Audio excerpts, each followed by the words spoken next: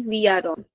With that thought, I'm Manvi Saraswat, one of the GSTS moderators, delighted to welcome you all in this evening as we come together for the 257th Graduate Scholars Talk Series hosted by History Society Sakshar in collaboration with IQAC.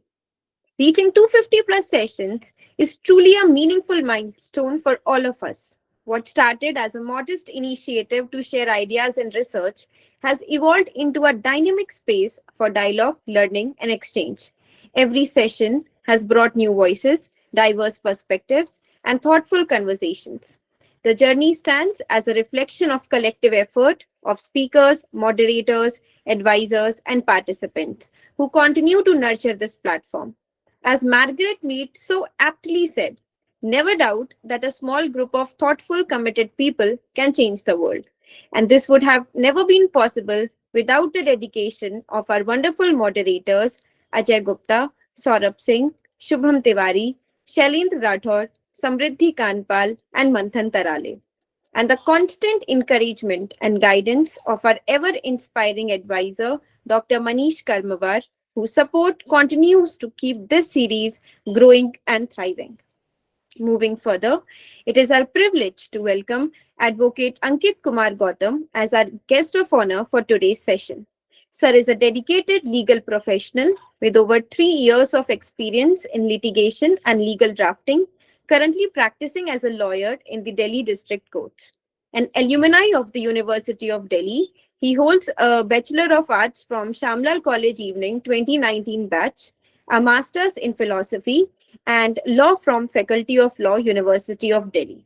His academic background reflects a strong interdisciplinary foundation combining legal training with philosophical inquiry. He has also gained valuable practical exposure through internships at the district courts of Karkarduma and Tisazari, as well as at the Supreme Court of India, enriching his understanding of the judicial system at multiple levels. Sir, I would request your permission to start the program.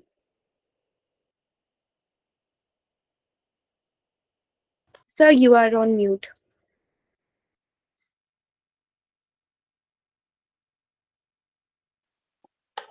Sorry for that. एक second. आवाज आ रही है. आवाज आ रही sir?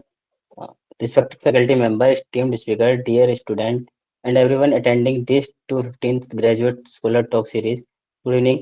मैं पूरा विश्वास करता हूँ ये सेशन जो है हम सबके लिए थॉटफुल एंड सॉल्यूशन ओरिएंटेड होगा, खासकर स्टूडेंट के लिए जो कल पॉलिसी मेकर और प्रोफेशनल होंगे. इन शब्दों के साथ मैं इस एकेडमिक सेशन को फॉर्मली कमेंस करने की अनुमति देता हूँ और स्पीकर से निवेदन करता हूँ कि वो अपनी प्रेजेंटेशन शुरू करें. Thank you so much, sir. Once the speakers finishes their talk, we'll get back to you and we'll ask for your reflections. So when we talk about democratic rights, one principle stands above all. Every citizen must have the real opportunity to vote in free and fair elections.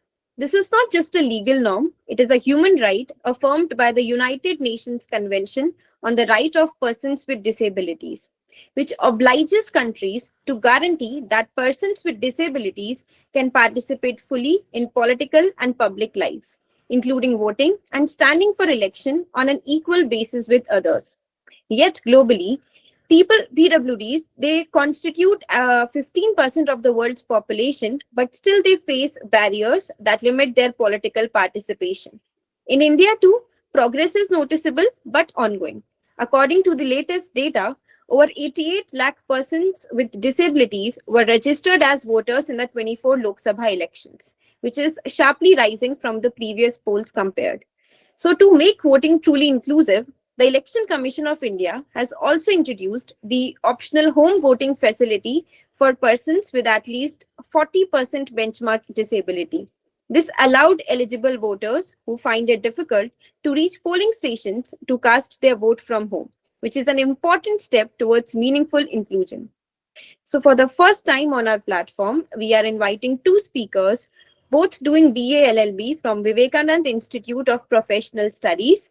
So I would like to call Mr. Harsh and Ms. Pragati for their topic, Electoral Rights of Persons with Disabilities. Good evening to everyone present today. I am Pragati and he's my co-scholar Harsh Jha. We are students of Vivekananda Institute of Professional Studies and we are currently pursuing BBA LLB from the same college. We are both in the second year of our graduation. We are truly grateful to the GSTS platform for providing us with this invaluable opportunity to present today.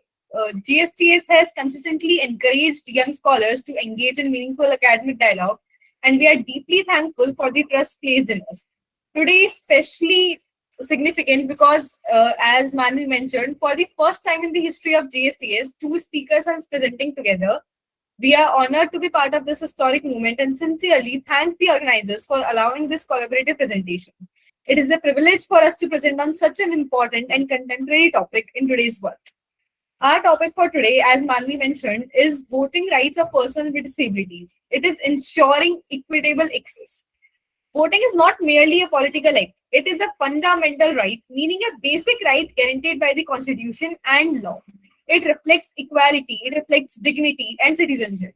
However, despite legal protections, persons with disabilities, or I may say PWDs, still face many barriers while exercising these rights.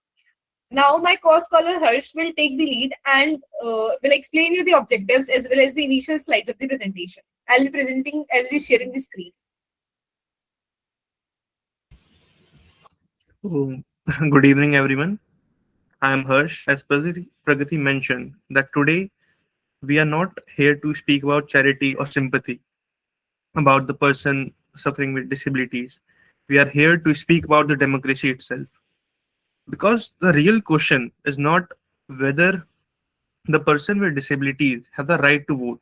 The real question is whether our system actually allow them to exercise that right independently, privately, and with dignity.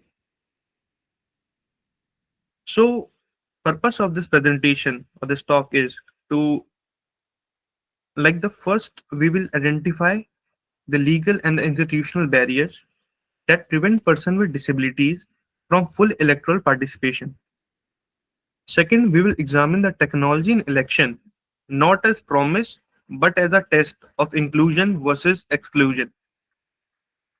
Third, we will evaluate the assistive and electronic voting system, asking whether they truly empower voters or merely create the appearance of access to the people. Fourth, we will demonstrate why accessibility must be treated as a constitutional and a human right mandate, not an optional policy choice for the people. And finally, we will outline the right based solution for the building a genuinely inclusive electoral system. So, to lean forward toward the engagement about the slide, we will take us you to the case in United States Supreme Court in 2004. The landmark judgment of Tennessee versus Lane made something very clear about the fundamental right of voting, which states have a duty to ensure the voting accessibility to the people with disabilities. The physical barrier, the court said that are neutral, they are not discriminatory. Now let us come to the home. In India, the Raja Bai versus State of Haryana of the case of 2016 in the Supreme Court of India, we have observed that while voting is a statutory right, the participation in democracy is essential to equality and human dignity itself. When the access to voting is denied, the democracy itself is weakened by the people. What the right to vote actually means is like the right to vote is a suffrage, is not merely ability to press a button or mark a ballot. It is a right to choose freely, vote privately, and participate independently in the election. If one of these is missing, what remains is not a democracy, it is managed participation itself. Globally, over 1 billion of the people living with disabilities, that is nearly one sixth of the total world population. A democracy that excludes one sixth of its people cannot itself called a fully democratic state.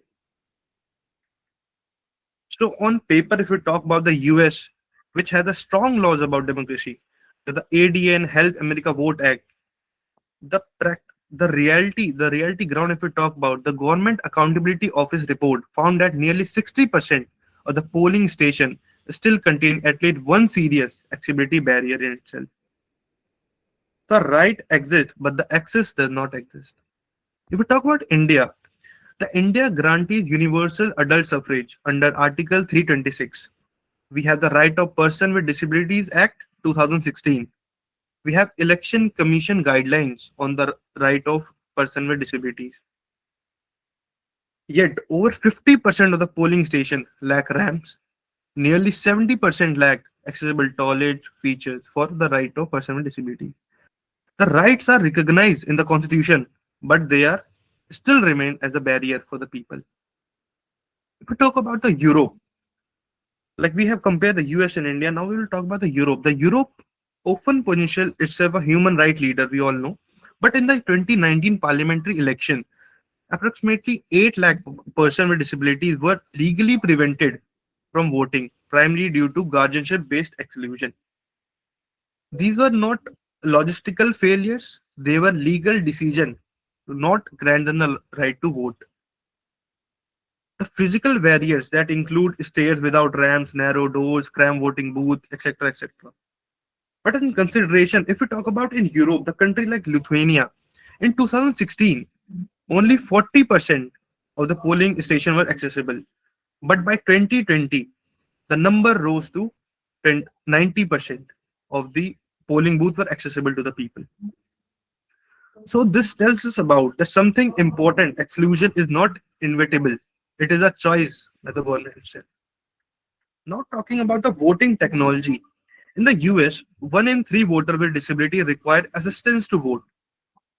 In India, EVM largely lack audio ballots and tactical candidate identifiers, which means visually impaired voters must often disclose their vote.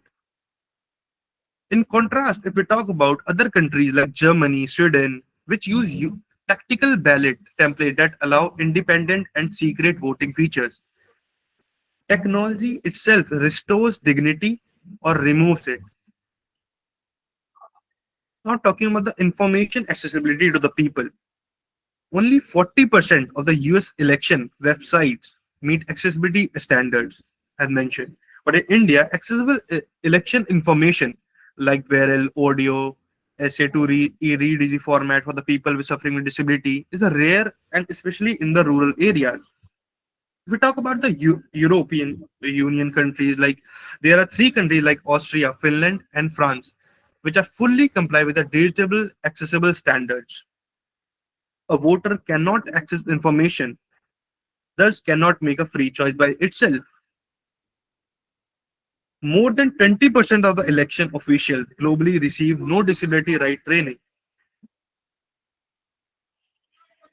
More than people who are being questioned about the being rushed or being discouraged from voting. This is not a technical problem. It is a mindset problem that people are suffering from itself. The legal disfranchisement, if we talk about in the United States, over 12 million adults under the guardianship were denied the right to vote.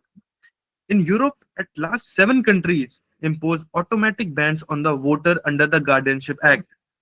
In India, such exclusion often take informal forms, but the effect is same that the person with disability on the reason of such are removed from the voter list. This is not a protection, it is a parallelism in itself. Now talking about the technology and opportunity or the obstacles, like how it is considered in current scenario, technology is considered. The technology offers the potential remote voting, postal ballots, mobile units, but without accessible technology becomes a filter, not a bridge. In India, internet penetration roughly around 55% among persons with disability. It is a significant lower in condition. Technology without inclusion magnifies the inequality in rights of voting to the people with disabilities itself. So the core truth around India and the United States or the European Union, the issue is not in the lack of law, but the issue lies in the implementation and the political will of the law. Democracy is not judged by the how many people vote, it is judged by who is unable to vote. From symbolic to substance, accessible elections are not optional. They are the constitutional obligation for the people to vote and human right requirements and the democratic necessities in today's scenario. Voting must be independent, private, and informed and dignified. So, these realities led us directly to the next issue, that is guardianship, substituted decision making, and the structural paternalism. With this, I'd like to invite the next speaker, Pragati, to take the discussion forward and making the solution for building a democracy. Thank you.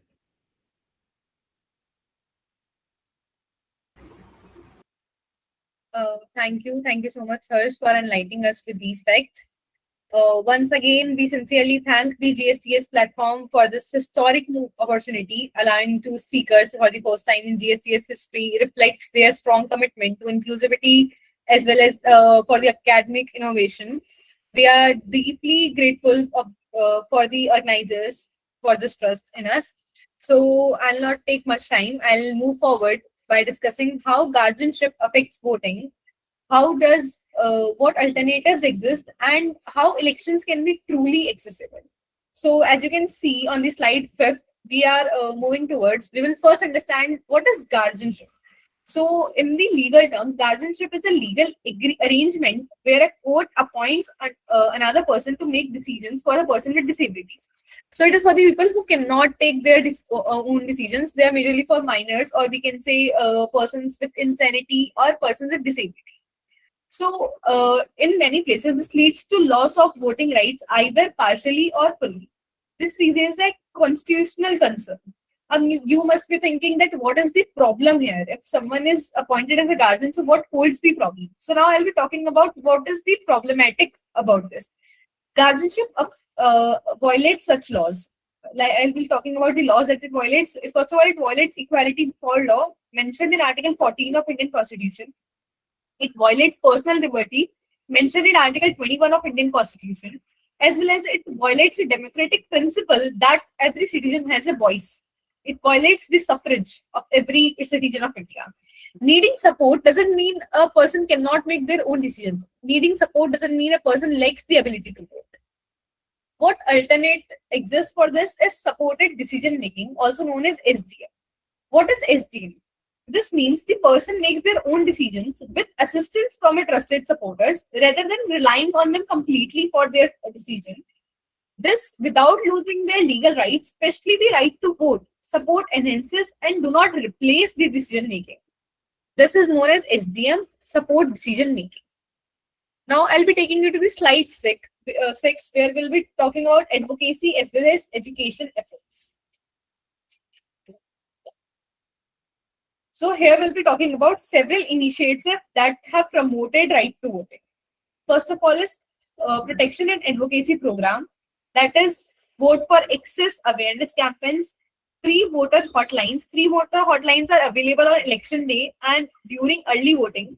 They offer real-time assistance, guide voters to accessible polling places as well as report accessibility issues. We'll be talking about coalition building among legal and civil society groups. It is a legal aid groups that challenges discriminating voting laws as well as they advocate for inclusive policies and legislative changes to expand voting access for all. Disability Right New Jersey's KAVA program is something that inform voters with disabilities about their rights and ensure accessible polling places, interviewing when issues arise. Vote for Access video series uses digital platform to show voting barriers as well as the solution towards the barriers provided. Featuring disabilities advocates, it educates the public as well as the electoral administrator. I'll take you to slide 7 now. We have talked enough about the problems. Now moving towards the practical solutions for inclusive elections. Now what can be done and what have already been done, we'll be talking about that. I'll take you to slide 7. Inclusive elections. To ensure real inclusion, there should be accessible polling locations. Accessible elections beyond ramps include, like already Harsha mentioned about the problems related to ramps. So I'll be telling that beyond ramps to include accessibility, parking, clear pathways, doorways, voting equipments, and restrooms, everything. This also includes regular audits. This includes a polling location. These are essential to identify as well as fix these physical barriers before elections. Next is accessible voting technologies. Each polling station should provide at least one accessible voting machine with diverse input and output methods. Like if we'll study some articles, they have mentioned, they have taken the interviews of people who have gone for voting.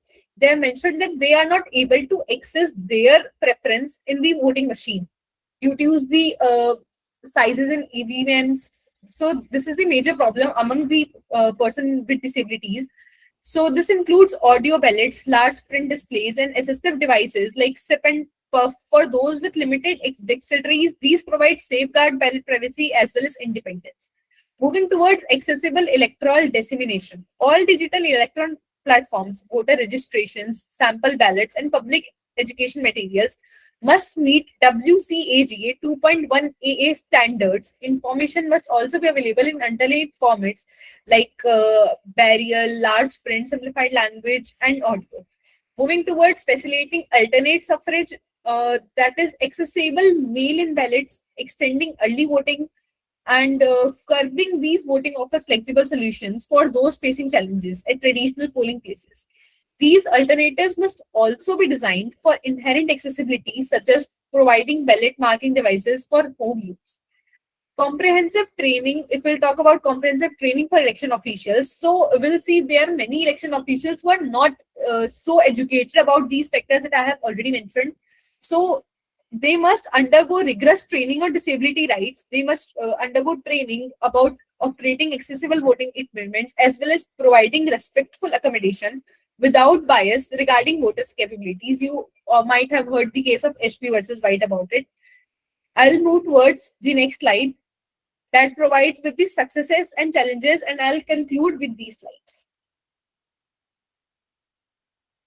About the success stories, so restoration of voting rights, better voting technologies, increased awareness have succeeded.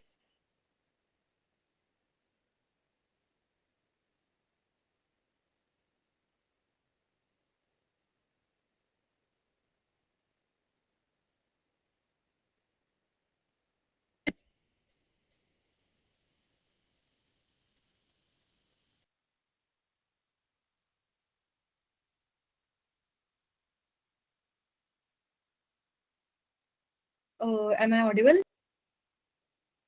Yes, yeah. Now, Yeah. Am I audible? Sorry for the inconvenience. I'll just continue. Talking about the challenges, so inaccessible websites, transportation barriers, weak enforcements, lack of training, these are the some challenges that are caused due to this. So I'll just conclude because I'm having an issue with the networks. I'll just conclude with my presentation. So I'll conclude by the word saying voting is a right, not a privilege. True democracy exists only when every voice is heard, including the voice of person with disabilities. It is a right, it is a privilege that should be given to every citizens in India or in any other country.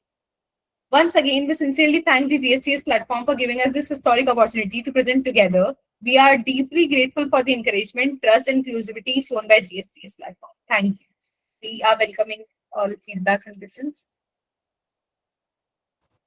Thank you so much, Pragati and Harsh, and thanks for showing us the frameworks that are needed that reflects a broader global and national commitment. So, electoral rights must be more than just words on paper. They must translate into accessible, dignified, and equitable participation, so that the persons with disabilities they are not merely counted as voters, but are empowered to exercise their voice and influence the future of their societies.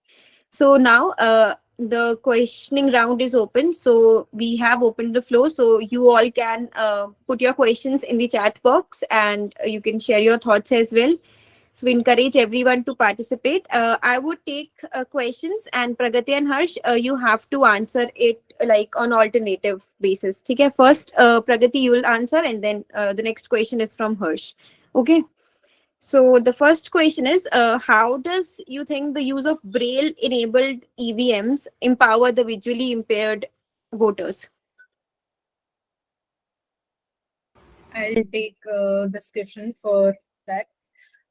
First of all, Braille enabled EVMs, they provide strips that provides a differentiation for voters. In this way, the people that are visually impaired will be able to vote. There are a lot of awareness programs about it that provides the importance of Biril, that how it enables EVMs. There are programs like SVEP. These are the pretty programs that are done by India. So they encourage. They have like serial number of candidates and their names. Burial enabled voting provides a serial number with their names, and it is easy to read for people that are visually impaired. Okay. There's a network issue from your side, Pragati. So if you will like switch off your video, we could hear you better. So next question is from you, Harsh. So what role do volunteers or polling assistants play in supporting the PWD voters on election day? So the question about the what does the volunteer performs in the election day? So the main thing is that in India, the country like India, where the awareness to about the rights of the people suffering with disability is very less. The people are not aware, like how they are not aware about how they will vote, how will they go to vote, what are the facilities that the government and the law is providing there at the polling station. I am talking about the volunteers and the other staff present there are there to help the people with disabilities to by helping them to move forward through their polling booths, to help to make their distance make lesser, and to help for in giving their voting extension to the candidates of their choice. So I think the volunteers present in the polling booths are sincere about their working. They are working towards the people to for helping them to provide the facility to provide them to work and to give their vote. So, Okay. So Pragati, what is the significance of home voting, do you think, and of postal ballots for PWDs? Yeah, we have mentioned the problems with REMs, like clear pathways and lack of awareness lack of education of the election officials about PWDs. So home voting provides an access to them that have increased their capabilities to vote, that have increased a person's confidence in the way that they can take their own decisions rather than rather than to take help from the guardian in order to vote when they go physically to vote. So in this way, home voting have introduced a lot of manner. Okay. So Harsh, what indicators can be used to measure the inclusiveness of elections for PWDs? so the indicators, if we will talk about the indicators, like the people who are not getting access to their polling station, the person getting aware about their rights about going to the vote is the main concern here. The government helps to make the awareness more accessible to the people who are suffering with disabilities. It was a great indicator that the people are encouraging enough to use their right and to go to the polling station. The steps should be taken in the consideration for the people who are suffering with disabilities, and what are their main thing that can be taken into consideration to solve the problem for the people with disabilities. Okay, we'll take one last question.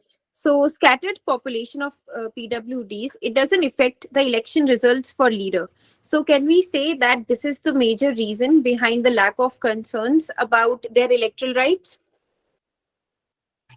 I would say more than that, it is like the population of PWDs is not something very major, as well as there are sometimes concerns that even providing home voting, people are not interested in voting because they have already faced a lot of historic disrespect towards them, that they don't feel uh, this as their right. So that's why leaders are not majorly towards them, because yeah, it will not affect their result, as well as people with disabilities are also not so concerned about their votings. Only a few portion, I would say, is majorly concerned about their right. Others have taken it as a disrespect from history, and they are not willing to take a shift from it.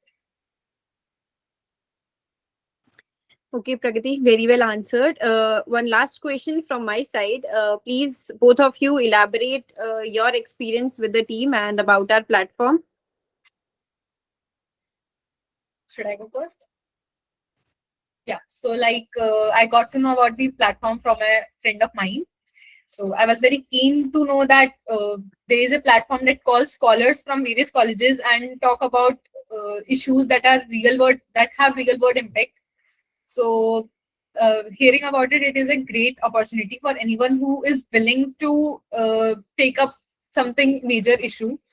It helps me in having a good confidence, good speaking. I have interacted with Manvi from the scholars here, and she have helped me a lot about it, and she have taken a lot patience to talk to me.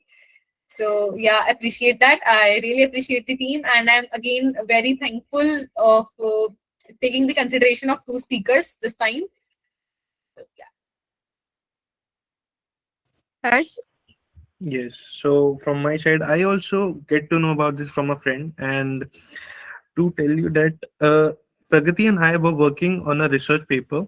So we were research on the this topic only, that the right of the voting right of the person with disabilities, and we get to know about the GSTS, like how this work on the real life events or the real social issues they are working on it. The scholars, the people are getting into it and talking about the societies and the laws, the every part of the society is being taken into consideration, all that. So we decided that should we try to get into this, and we should contribute to our research work to the GSTS and the people who are listening to it. And we are really thankful that GSTS has considered this. And also the two speaker system, that this is the first time the GSTS has include the two speakers on the same uh, topic. So we are really grateful and thankful for that. Thank you so much. So now moving forward, I would like to invite our guest of honor for his reflections on today's discussion from a wider perspective. Thank you so much. I sincerely appreciate both the speaker of their thoughtful research and clarity of perspective. Your insight on legal technology and institutional aspect of electoral inclusion have added a real depth to today discussion are made this session truly meaningful. तो आज का जो topic है, सबसे पहले मैं जीएसटीएस का शुक्रिया अदा करना चाहता हूँ इस इम्पोर्टेंट डिस्कशन के लिए, जो सिर्फ एक एकेडमिक नहीं बल्कि एक कॉन्स्टिट्यूशनल मोरालिटी से जुड़ा हुआ है। आज का topic electoral right of person with disability है। ये टॉपिक हमें बेसिक सवाल पूछने पर मजबूर करता है कि डेमोक्रेसी सबके लिए एक्सेसिबल है। एक्सेसिबल इलेक्शन एक इलेक्ट्रॉनिक राइट है, वो एक कॉन्स्टिट्यूशनल राइट है। सबसे पहले एक बात बिल्कुल मैं क्लियर कर दूं कि एक्सेसिबल इलेक्शन कोई चैरिटी नहीं है बल्कि एक कॉन्स्टिट्यूशनल राइट है। आर्टिकल 326 यूनिवर्सल अडल्ट फ्रेंचाइजी देता है हमें कॉन्स्टिट्यूशन का, और article 14 and 21 fundamental right, dignity और इक्वालिटी की गारंटी देते हैं। साथ ही आरपीडब्ल्यूडी एक्ट 2016 पॉलिटिकल पार्टिसिपेशन को भी एक्सप्लेट कर प्रोटेक्ट करता है। इसका मतलब ये है कि अगर कोई पर्सन विद डिसेबिलिटी वोट नहीं कर पा रहा तो ये सिस्टमेटिक फेलियर है, वोटर की लिमिटेशन नहीं है। अब काफी सारे बैरियर आते हैं जब वोट डालने जाते हैं डिसेबिलिटी पर्सन। तो सबसे पहले इंस्टीट्यूशनल बैरियर आते हैं कि जितने भी पोलिंग बूथ हैं, जिस तरीके से पेपर पे तो लो स्ट्रॉन्ग है लेकिन ग्राउंड पर वो सीरियस बैरियर हैं। इनएसेसेबल पोलिंग स्टेशन है, ट्रेनिंग स्टाफ का अब्सेंस है, और असिस्टेंस के नाम पर वोटर की जो ऑटोनॉमी कॉम्प्रोमाइज होती है, वो एक बड़ा मुश्किल है। क्योंकि एक तो लीगल अवेयरनेस का गैप है, बहुत से पीडब्ल्यूडीज को पता ही नहीं होता कि वो कंपेनियन भी ला सकते हैं, ब्रेल ईवीएम अवेलेबल होती है, होम वोटिंग का ऑप्शन होता है। लो जब तक अवेयरनेस के साथ इम्प्लीमेंट नहीं होता तब तक वो सिर्फ एक टेक्स्ट के रूप में ही रहता है। और साथ ही साथ अब जो टेक्नोलॉजी आ रही है, जो गवर्नमेंट टेक्नोलॉजी पे काम कर रही है, डिजिटल डिवाइडेड है, वो एक तरीके से टेक्नोलॉजी ने इलेक्शन को इफिशिएंट बनाया है, लेकिन एक नया डिवाइड भी क्रिएट कर दिया है। जैसे digital divide, online voter registration app portals, technical based information system. सवाल यह है कि क्या ये सब विजुअल इम्पायर्ड, हियरिंग इम्पायर्ड या कॉग्निटिव डिसेबल वोटर के लिए इक्वली एक्सेसिबल है? अगर टेक्नोलॉजी इंक्लूसिव नहीं है तो वो डेमोक्रेसी की स्ट्रेंथ को रेस्ट्रिक्ट करती है। अब एक जैसे सबसे बड़ी चीज आती है कि अगर कोई डिसेबल पर्सन वोटिंग डालने जाता है तो वहाँ पे जो रोड मैप हैं और वहाँ पे जो पोलिंग बूथ हैं वो उस तरह से एसेसेबल नहीं है और वो क्या कहते हैं वोट डालना चाहता है तो ये क्या दिया जाता है जनरली कि आप अपने किसी साथ वाले को बुला लिया और वोट दे दिए। अब जब उसने अपने किसी साथ वाले को वोट के लिए बुला भी लिया वोट डालने के लिए, तो क्या उसने अपना रियल वोट कास्ट किया? उसकी प्राइवेसी ब्रीच हुई, राइट टू चॉइस वोट इन्फ्रीज हुआ। तो इस तरीके से जो चीजें पेपर पे हैं लॉ में, वो उस तरीके से ग्राउंड लेवल पर नहीं है। और इस चीज को सुधारने के लिए ग्राउंड लेवल पे वर्क करना जरूरी है, क्योंकि वरना जो लॉ है वो सिर्फ किताबों में ही रह जाता है, लेकिन जब एग्जीक्यूशन के टाइम आता है वो चीजें नहीं रहती। अब इंडिया में काफी स्टेप तो उठाए हैं, जैसे बैरली ईवीएम है, wheel chair ramps, home voting selection है। लेकिन चैलेंजिंग ये है कि अवेलेबिलिटी नहीं है, ट्रेनिंग इंसफिशिएंट है। असिस्टिव सिस्टम तभी मीनिंगफुल होते हैं जब वोटर इंडिपेंडेंटली और कॉन्फिडेंटली डिसीजन ले सकें। लेकिन जितने भी पर्सन विद डिसेबिलिटी वोट करते हैं, कहीं ना कहीं उनकी प्राइवेसी बिल्कुल भी नहीं है। इसीलिए जरूरी है कि ब्रेल ईवीएम का होना जरूरी है, जो कि पोलिंग बूथ पर नहीं देखी जाती। क्योंकि ब्रेल ईवीएम होगा तो उन्हें हेल्प हो सकती है कि वो अपने वोट को कास्ट कर सकें अपनी चॉइस के साथ, प्राइवेसी के साथ। साथ ही साथ जो वो हैं पोलिंग बूथ हैं वो ग्राउंड फ्लोर पे उनके लिए होने चाहिए।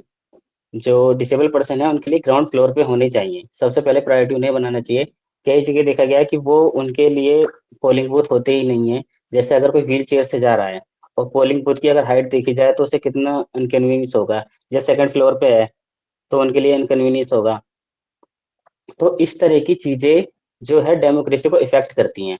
उन्हें प्रायोरिटी नहीं दी जाती कि वो अपना वोट कास्ट कर सके। और अगर वो अपना वोट कास्ट नहीं कर पा रहे तो ये सिस्टम का फेलियर है एक तरीके से, उनकी लिमिटेशन नहीं है। क्योंकि जब हम देखते हैं कि वोटिंग परसेंटेज कितना है, कि 70% है या 60% है या 50% है, तो इसका मतलब ये है कि सिंपल सा कि जो हमारी डेमोक्रेसी है ना, वो इतने परसेंट लोगों को ही एलिजिबल बना पाई है वोटर के लिए। क्योंकि डेमोक्रेसी को प्रोटेक्ट करना एक स्टेट की जिम्मेदारी है, क्योंकि कॉन्स्टिट्यूशनल राइट है हमारा, राइट टू वोट करना, और सबके लिए बराबर होना चाहिए। जो डिसेबल पर्सन है उनके लिए एक अलग से लाइन हो। साथ ही साथ जो होम वोटिंग का ऑप्शन है वो होना चाहिए ऑप्शनल। और ये सारी चीजें लोग पे हैं, ये गाइडलाइंस भी हैं, लेकिन क्या है एक्सरसाइज नहीं होती। बैरली फीचर ईवीएम हो, और जो डिसेबल पर्सन हैं अगर उन्हें घर से लाने या ले जाने की सुविधा हो पिक एंड ड्रॉप की, तो कहीं ना कहीं जो वोटिंग परसेंटेज है वो बढ़ाया जा सकता है। लेकिन ये सारी काफी चीजें हैं, क्योंकि आम इंसान ये सोचता है कि मैं वोट दे रहा हूँ इसमें मेरा कुछ फायदा हो नहीं रहा, क्योंकि उन्हें डायरेक्ट फायदा नहीं दिखता। तो ये अवेयरनेस जो लानी है वो गवर्नमेंट के थ्रू ही आनी है। इसलिए गवर्नमेंट को लीगल अवेयरनेस को बढ़ाना होगा, क्योंकि एक लीगल अवेयरनेस का गैप काफी ज्यादा है।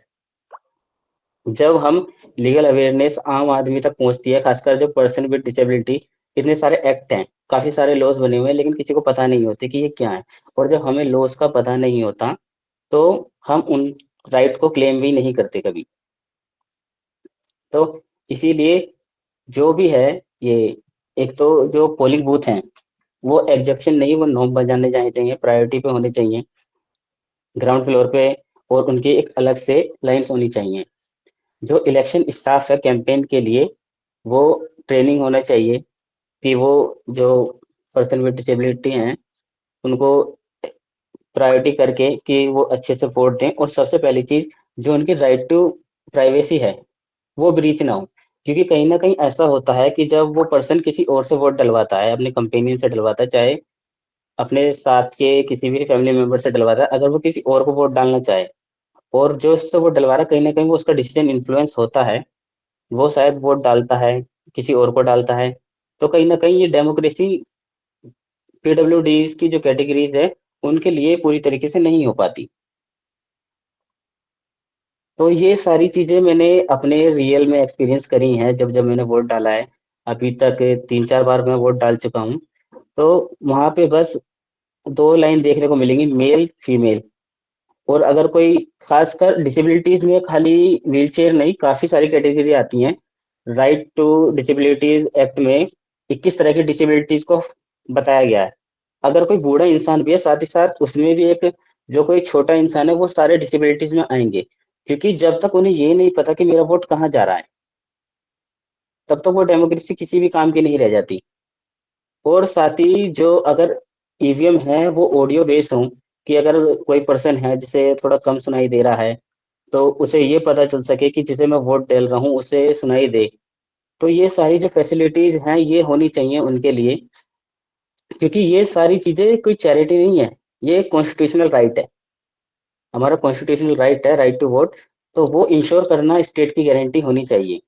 लेकिन क्या होता है कि सिर्फ गाइडलाइंस निकाल दी जाती हैं, लॉ बना दिए जाते हैं, लेकिन उन्हें इम्प्लीमेंट नहीं हो पाते। जब हम अपने दिल्ली जैसे स्टेट में देखते हैं उनके पोलिंग बूथ की, अगर हम वो देखें जो रातों रात तैयार होते हैं एक दिन पहले स्कूलों में, और गांवों में जाके देखें तो वो चीजें भी पॉसिबल नहीं है। तो जो भी हम जब इंडिया में देखते हैं कि जब वोटिंग कम क्यों पड़ रही है, वो उसका रीजन यही होता है कि जो पब्लिक है उनको इनकन्वीनियंस होता है, और वो कई बार अपना वोट कास्ट करने को नेसेसरी नहीं समझते, बड़ी बड़ी लाइन में लगना पसंद नहीं करते। तो जितना फैसिलेट किया जाएगा वोटिंग के लिए, उतना जब जाके ही वोट का जो परसेंटेज है वो बढ़ेगा, और जितना वोट परसेंटेज बढ़ेगा तो उतना ही हमारी डेमोक्रेसी स्ट्रांग हो सकती है। अगर हम देखते हैं कि 70% वोट हुआ है, तो कम से कम 30% लोगों ने हमारी डेमोक्रेसी में पार्टिसिपेशन ही नहीं लिया। लेकिन कहीं ना कहीं उनके भी कोई विचार होंगे कि वो किसी संगठन को चाहते हैं, किसको नहीं चाहते। लेकिन क्या है कि जो राइट टू वोट है वो इतना इनकन्वीनियंस है कि काफी लोग वोट डालने से बचते हैं, वो अपनी जो राइट टू चॉइस है वो नहीं दे पाते। तो ये सारी चीजें इन्हीं वजह से होती हैं कि जो पेपर में तो चीजें लिखी हैं, लेकिन वो वहाँ पे पोलिंग बूथ पे एप्लीकेबल नहीं हो पाती। अगर किसी ने सेकंड फ्लोर पे बना दिया पोलिंग बूथ, तो जितने वहाँ पे डिसेबल पर्सन होंगे तो वो उसमें से कुछ पर्सन ही किसी तरीके से जाके वोट डाल पाएंगे, वरना अदरवाइज सब घर ही रह जाएंगे।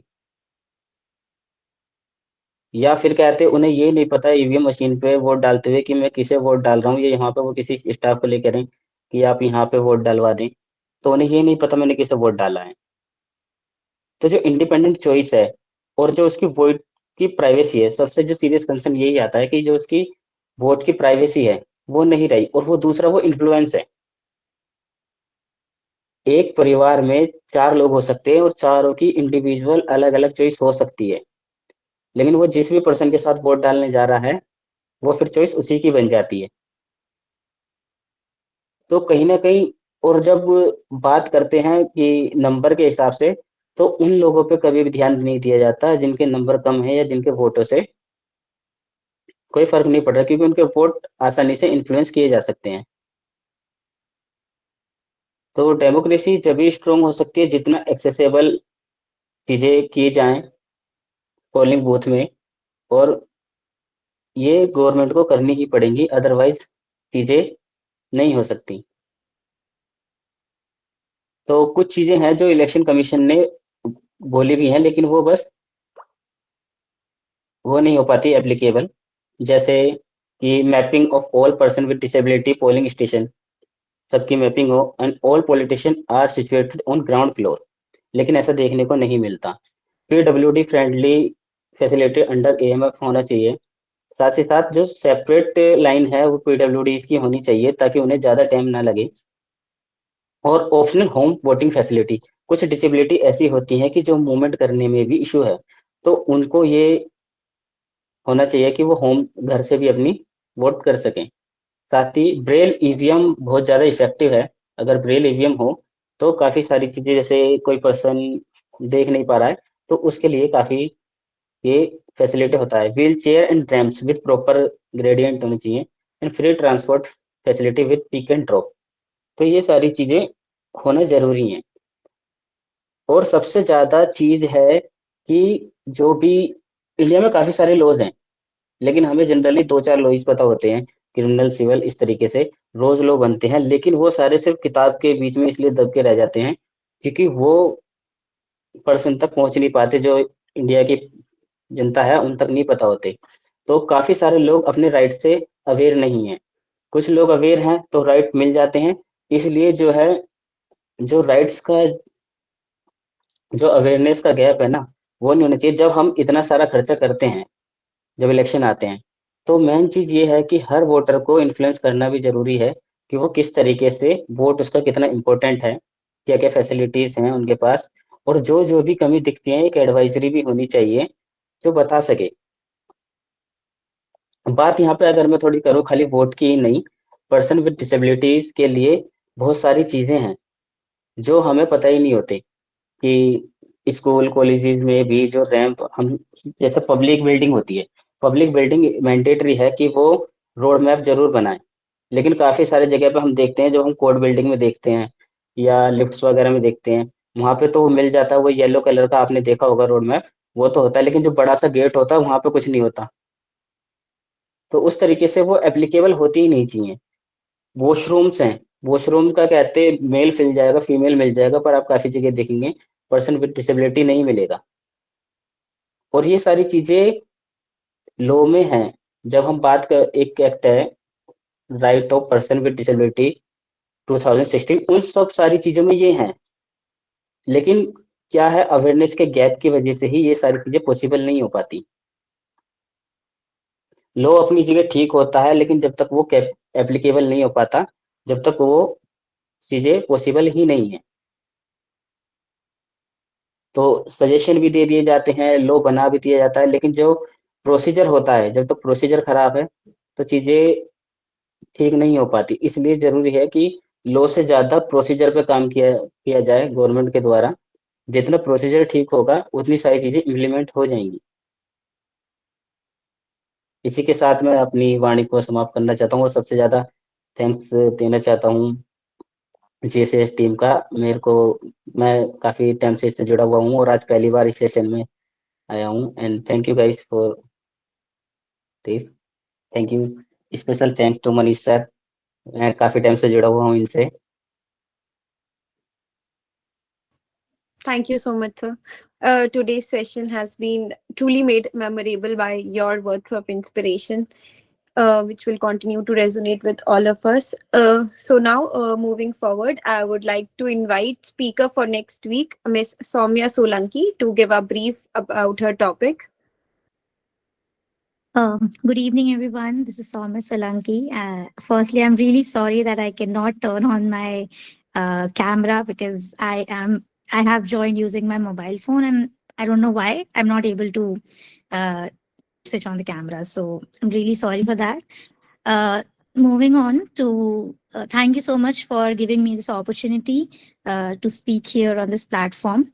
Thank you so much, sir, and everyone here. It's a lovely platform. I mean, I know about this from quite some time. Manish sir introduced me to this initiative that has been going on for some time, for a long time actually. So yes, so today I am here to speak about the objectives and like what am I going to speak next week. Firstly, I'll give my introduction. I'm Soumya Solanki, and currently I'm a trainee with the delegation of European Union to India.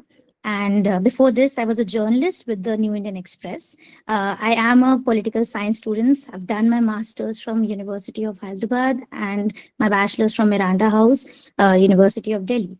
So the topic that I'm going to that I have selected and I think is very relevant currently and given the changing geopolitical situation is the US newly emerging new emerge the interest in Greenland and what it means for the Arctic politics, the NATO, the alliances, and the rule-based global order.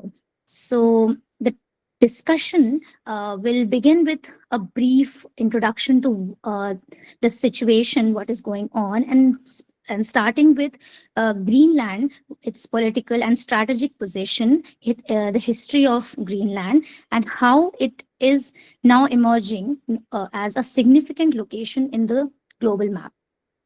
Moving on, I will try to talk about what has led to these new statements and what is currently going on in the world order and what is happening as we see that Trump, with the new in his second term, Trump has been taking some very politically charged decisions like India's tariff rates have been increased, what is happening in Greenland, what happened in Venezuela. So, Greenland, I chose was because I am part of the European Union and I am currently working with people who are uh, taking direct decisions in Greenland, and people from Denmark and other places are working with me. So I feel that I can even talk about what they are currently thinking about the situation and the issue.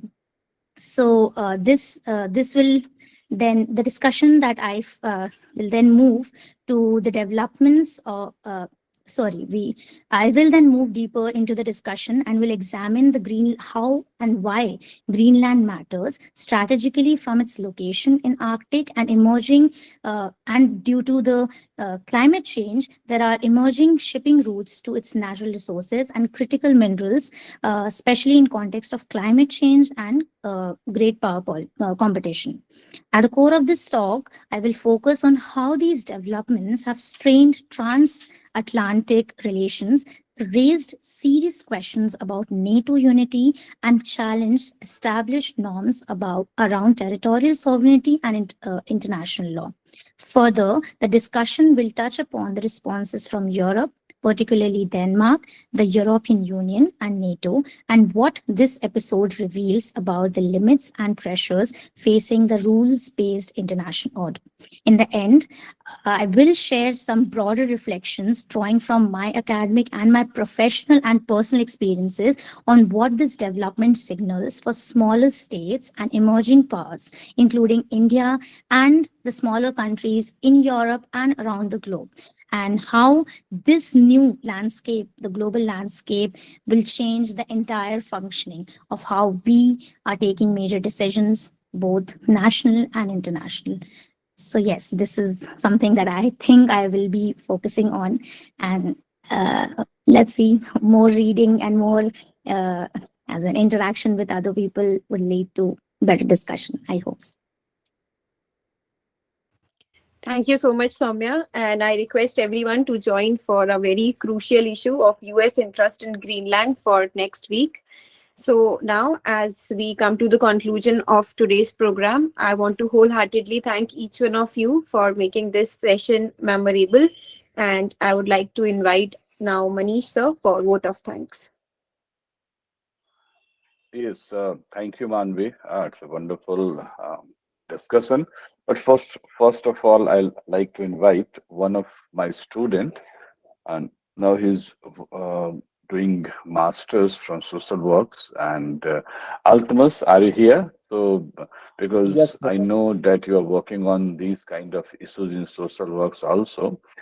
So why not you give some idea what you people are doing and what is difference between the one law graduate and one a social scientist is working on the same issues. So Alchemist, quick remarks about all these issues. yes, yes, very quick, sir. Thank you for giving me this opportunity, sir. The thing about disability is like, sir, inclusivity. Like we had celebrated World's Leprosy Day on 30th of January at Delhi Heart. But the people's, like there was a huge crowd at the Delhi Heart, but still no one cares, no one listens about the any aspect of the disability, what covers under the PWD Act. The thing about the electoral right about of the disability person with disability is not merely about the accessibility towards the voting booth, but more about the care by the politicians or the person who is getting elected for the uh, elections. They don't care because their selected number of votes, like very scattered populations, doesn't affect directly to the elections and doesn't impact the uh, uh, whole process of this representation. So lack of representation is very much visible for the disabled person, and which is very visible, and we are very much exclusive for them. They are treated as they, not as the part of the very community. So this is the very important issue to be highlighted, that it was very well delivered by the speakers of today. So that's all from my side. Thank you, sir. Thank you. 240 seconds are left, so it's not necessary that these seconds are left. And really, it's a very pressing issue right now. what we are talking about are two younger scholars. They are in the second years of their graduation, and still they are not into the whole law thing. And Ankit um, is talking about the law thing about the disability. But these two things are very important, like assistance के नाम पे और दूसरा the ramp. Everywhere we go and we discuss about the disability, the two things are came out. The first, whether the ramps are there or whether the any assistant is with that disabled person or not. Okay, you people are young scholars and working on the disability, and Ankit is looking into this matter, and other student also, Altamas is working with a master's from the social works. But what is the major problem? This whole law thing, like if we include law everywhere, it's somehow gives us a different solution.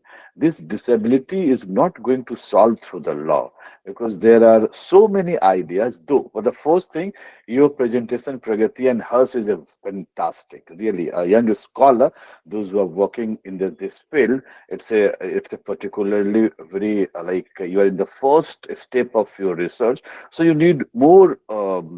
Standing, more research articles, more comparative studies, and why we are comparing with the USA, why not with the Canada, why not with the Pakistan or Iran. So these are the young phase of your learning career. So what is my advice to you people? If you started working with the disability, at least continue till at least 10 years. Otherwise, what's happening? Um, you go here and there, sometimes disability, sometimes other rights, sometimes because in India there are so many rights, so many duties, and so many rights. So people are away from. Suppose in the first year, Hers and Pragati is going to work on this. The first thing is very important. The speaking power is okay, it's fine. But most of the things in India, because I'm doing research and I'm in the research from last so many years, so I know a scholar will speak, that's all. Teacher will take lecture, that's all. A lawyer is fought for the that issue. If won and or defeated, it's fine. Next issues. So we are lack of real time research. Got your point? And this reflects with the Pragati and hers ideas also. This is my like advice you people. Otherwise, the age you are having, it's a very fantastic idea. People are working on disability, and look. Nobody is wanted to teach disabled people in their schools. You know, those who are get less marks, they got to teach to the disabled people. This is reality. This is the harsh reality of our life. So what's the solution? I'm not going to take more time. What's the solution? Sometimes we get away from the law. You know, we are the two things that assistance के नाम पे compromise होता है या फिर है if we are not going to in India we feel we are so liberated and we are so democratic. अभी अंकित ने भी बोला कि हो सकता है कि वो फैमिली मेंबर्स के साथ वो जाएं और उनका इम्पैक्ट कर दे. Do you know Ankit? Ankit must knowing this thing. The even the decision making is still in India. There are so many researches taken by the leaders or the head of the family. Got your point? Still, Yes, so somehow we are trapping to the Eurocentric way to understand our every law system also. Why not? If a assistant from the family, if you are living with the family, brother, sister, mother, father, so long, so how come they do not understand you? They must understand you. I know that I'm not talking about the legal framework, but how the legal framework comes out. This is social framework. So the social and the legal framework we can connect. Not only we talk about it's not for you young scholars, it's not for you, not for Ankit, not for Pragati, not for the yes, us, and it's not for the government also, it's for us. Just like अभी किसी ने हाँ अभी अल्तमस ने बोला कि हम कहीं भी अवेयरनेस के लिए जाते हैं तो लोग उस पर ध्यान नहीं देते हैं कि क्या इशू हो रहा है। इवन सोशल वर्क्स की बातें हमारे डिपार्टमेंट तक नहीं पहुंच पाती है, तो दुनिया तक क्या पहुंचेगी? What you point? So we are do not interconnected. So this is the real issue. We have to have interconnected. Otherwise, thank you very much, Pragati and the Hers. I know this is. I think this is your first outing with your research paper and etc. But you have to work hard to become its a research paper and work at least 5 to 10 years. Uh, and you go and ask anyone that mama or papa or brother, I want to become a lawyer with distinguished expertise with disability. People are लोग आपको रोकेंगे. हाँ, we need a good lawyer. आप criminal lawyer बनो, oh my God, yes, gift. Social lawyer, social media lawyer बनो, everybody give you thumbs up. But these are the pressing issue, and nobody is for whom for we are leave all these ideas, disability. There are all so many rights. अंकित को भी अगर ये issue आए और अगर कोई एक दूसरा इशू है फिनेंशियल मैटर का, तो अंकित फिनेंशियल मैटर के इशू को लेना अधिक करेगा. तो these are the reality, these are the harsh reality. As a researcher or as a जी sir. as a founder of this platform, this is my duty to give you these kind of suggestions. Thank you very much, Mr. Harsh Jha and Pragati Agrawal, and guest of honor, one of my proudest student from college. I know you from last so many years, and आपने college में CC को fight किया था, और जी आपकी sir. एक दोस्त भी थी साक्षी. साक्षी. और हाँ, अभी बताऊं, साक्षी साक्षी ने घर में नहीं बताया था कि वो इलेक्शन फाइट कर रही है. So this is the stark reality Same what with we me, are. sir. Yes, this is what reality. So we have long way to go. Thank you very much, Manvi, for giving us a wonderful start.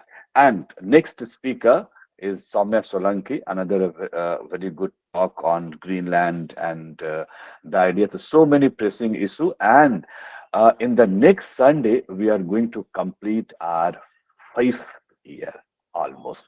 We started almost, no, started in the month of February, 7th February 2021, and we are going to complete 5 years. So, Miss Pragati Agrawal, Mr. Harsh Jha, A.K. Gautam, Manvi, and those who are listening, Saurabh, Subham Tiwari, and all my moderators, principal of so many principals.